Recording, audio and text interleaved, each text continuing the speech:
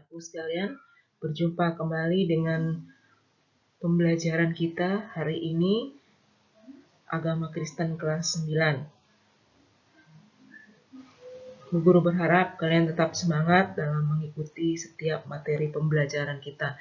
Namun sebelum mulai belajar, silakan berdoa terlebih dahulu. Dan simaklah video pembelajaran kita pada siang hari ini. Selamat mengikuti. Ya, kita akan melanjutkan materi pembelajaran kita hari ini dari bab yang kelima dengan judul Gereja yang Bersaksi dan Melayani di Dunia, dengan bacaan Alkitab, Kitab Yohanes 15 ayat 18 sampai yang ke-19, kemudian Kisah Para Rasul 1 ayat 6 sampai dengan yang ke-8, kemudian Kisah Para Rasul 6 ayat 1 sampai dengan yang ke-6. Jadi sebelum kalian mempelajari materi hari ini, silakan membuka Alkitab kalian dari kitab-kitab yang sudah Bu Guru sebutkan tadi sebagai bahan Alkitab pembelajaran kita hari ini. Silakan membaca lebih dari satu kali. Kenapa? Supaya kalian lebih memahami dan lebih mengetahui apa yang telah kalian baca dari pembacaan Alkitab hari ini.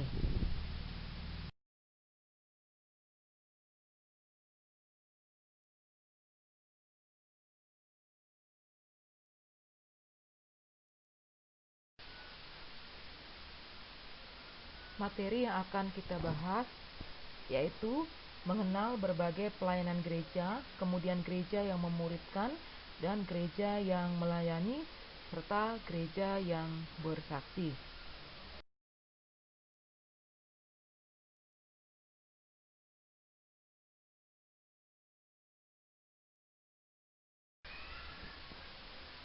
Pentingnya melihat dan memahami bahwa tanggung jawab orang Kristen terhadap lingkungan dan kehidupannya haruslah dilaksanakan dengan baik. Kenapa? Supaya dapat menyaksikan kesaksian dan pelayanan orang Kristen di dunia bukanlah untuk mencari nama dan mengkristenkan orang lain, melainkan untuk mewujudkan kasih Allah kepada semua orang, khususnya bagi mereka yang tersingkirkan dan tidak pernah diperhitungkan. Ada beberapa catatan kecil yang anak-anak harus ketahui dari mengenal berbagai pelayanan gereja, yaitu peranan dan kegiatan gereja di berbagai wilayah tanah air dan di dunia. Jadi ada beberapa catatan kecil yang harus kalian ketahui. Yang pertama adalah dari Gereja Protestan di Indonesia bagian Barat atau yang kita kenal dengan singkatan GPIB. Itu pada tahun 2014, tepatnya di bulan Januari, pernah menampung pengungsi pada banjir besar di Jakarta sebanyak 1.150 orang. Jadi itu cara pelayanan gereja pada waktu itu, dan ini adalah sebagian kecil yang anak-anak harus ketahui. Sebenarnya masih banyak lagi pelayanan-pelayanan yang harus kalian ketahui, akan tetapi pada materi kita ini Bu Guru hanya menyampaikan 5 catatan kecil tentang bagaimana pelayanan gereja berlangsung secara maksimal. Yang pertama tadi adalah GPIB, kemudian yang kedua Gereja Kristen Indonesia atau GKI pada 2 Desember 2004 membantu para korban tsunami di Aceh, ya. Kemudian Ketua Sinode Gereja Kristen Indonesia di Tanah Papua yaitu Pendeta Albert Yoku STH mengatakan semua gereja harus memberikan pendidikan kepada kaum laki-laki dewasa. Kenapa? Kaum laki-laki yang harus diberi pendidikan karena supaya tidak melakukan hubungan seks yang berisiko, ya, misalnya dengan pelacur atau WTS. Ini maksudnya para lelaki di daratan Papua itu harus diberikan pelajaran tentang pelajaran seks, ya, supaya tidak melakukannya karena ini sangat beresiko bagi semua kaum laki-laki yang ada di Papua. Kemudian gereja-gereja dan relawan berperan aktif dalam membantu orang-orang yang terkena tsunami di Kepulauan Mentawai.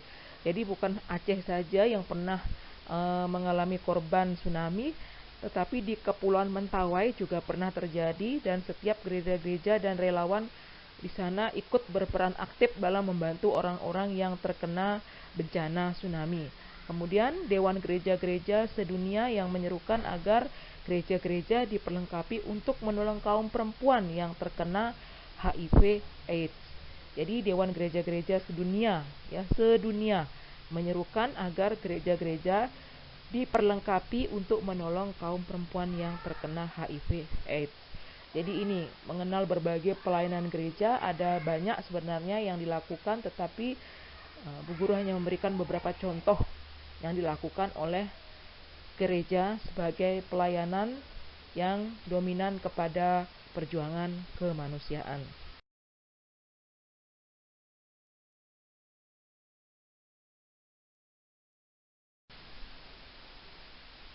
Selanjutnya kita akan melihat perjuangan seorang tokoh dan misionaris penting di Gereja Katolik Roma, yaitu Fransiskus Xaverius, di mana ia pergi untuk memberitakan Injil di Maluku, dan dalam kunjungan yang sangat singkat di Ambon, Xaverius berusaha mengabarkan Injil, tetapi karena pendidikan iman Kristen yang mereka terima, yaitu orang-orang yang diinjili, sangat sedikit dan terbatas pada pengakuan iman rasuli saja dan dasatitah. Ya, dasatitah itu adalah 10 perintah atau 10 hukum Tuhan yang hanya dipelajari oleh orang-orang yang diinjili oleh Fransiskus Xaverius. Akan tetapi karena minimnya pemberitaan yang mereka terima, bahkan Alkitab pun tidak mereka kenal, karena mereka pada umumnya adalah orang-orang yang buta huruf dan tidak dapat membaca, sehingga menyulitkan mereka untuk memahami pengajaran Injil. Walaupun pada dasarnya mereka telah menjadi Kristen dan telah melakukan baptisan. Jadi tidak mengherankan apabila kehidupan mereka pun tidak banyak berubah setelah mereka dibaptiskan karena itu tadi, mereka hanya mempelajari atau menerima pengakuan iman rasuli dan dasatitah tadi. Di samping itu mereka juga tidak bisa membaca dan tidak mengenal atau tidak pernah melihat Alkitab mana yang mereka pelajari, walaupun mereka sudah menjadi Kristen dan telah melaksanakan baptisan. Salah satu hal yang dilakukan oleh orang Kristen perdana untuk menunjukkan bahwa mereka adalah murid-murid Tuhan Yesus, menyatakan kasih mereka kepada siapapun juga. Jadi gereja pertama menjadi besar bukan melalui khotbah-khotbah saja, melainkan karena kehidupan orang Kristen sehari-hari yang membuka dirinya terhadap orang-orang yang tersingkirkan dari masyarakat umumnya. Selanjutnya adalah gereja yang melayani. Gereja yang melayani bukan hanya di lingkup gereja saja atau pelayanan mimbar saja, tetapi yang perlu diperhatikan adalah perjuangan hak asasi manusia, salah satu upaya yang harus dilakukan gereja dan semua orang Kristen sebagai bentuk suatu pelayanan. Dalam 1 Korintus 13 ayat 12-13, Rasul Paulus mengatakan, "Karena sekarang kita melihat dalam cermin suatu gambaran yang samar-samar, tetapi nanti kita akan melihat muka dengan muka. Sekarang aku hanya mengenal dengan tidak sempurna, tetapi nanti aku akan mengenal dengan sempurna, seperti aku sendiri dikenal. Demikianlah tinggal ketiga hal ini, yaitu iman, pengharapan, dan kasih. Dan yang paling besar diantaranya ialah kasih." Jadi penekanan di sini adalah bagaimana kita melakukan ketiga hal yang disampaikan oleh Rasul Paulus melalui yang pertama adalah iman, kemudian pengharapan dan kasih. Dan yang paling utama yang diajarkan dalam gereja yang melayani ini adalah harus mengutamakan hal kasih. Dalam kitab Kisah Para Rasul 16 ayat 1, maksudnya dalam Kisah Para Rasul 6 ayat 1 sampai yang ke-6, sejak awal pertama gereja terbentuk, orang-orang Kristen perdana telah memahami betapa pentingnya tugas pelayanan gereja. Gereja perdana mengangkat 7 orang diaken atau pelayanan meja, di antaranya Stefanus, Filipus, Prokhorus, Nikanos, Timon, Parmenas dan Nikolaus untuk melayani para janda. Jadi di sini ditekankan adalah pelayanan untuk para mereka yang tidak memiliki suami dan tidak berharta. Jadi ini yang perlu diperhatikan agar mereka juga menikmati hidup selayaknya sebagai umat pilihan Tuhan. Dalam Matius 25 sampai 40, Matius 25 ayat yang ke-40, Tuhan mengajarkan agar kita peduli kepada orang-orang yang tersisihkan. Di mana Tuhan Yesus mengatakan, "Aku berkata kepadamu, sesungguhnya segala sesuatu yang kamu lakukan untuk salah seorang dari saudaraku yang paling hina ini, kamu telah melakukannya untuk aku." Jadi segala sesuatu yang dilakukan untuk kemanusiaan bukan karena untuk manusianya saja, tetapi lakukanlah untuk Tuhan. Karena apa? Karena Tuhan sendiri yang memerintahkan dan mengajarkan kita untuk berbagi kasih kepada sesama. Para rasul tentu mengingat pesan dan ajaran Tuhan Yesus. Oleh karena itu, gereja perdana memberikan perhatian khusus kepada para janda dari kelompok Helenis, dan para rasul memahami benar bahwa iman yang mereka beritakan harus dinyatakan dalam perbuatan mereka dalam bentuk kasih kepada orang yang membutuhkan. Bagaimana dengan gereja yang bersaksi?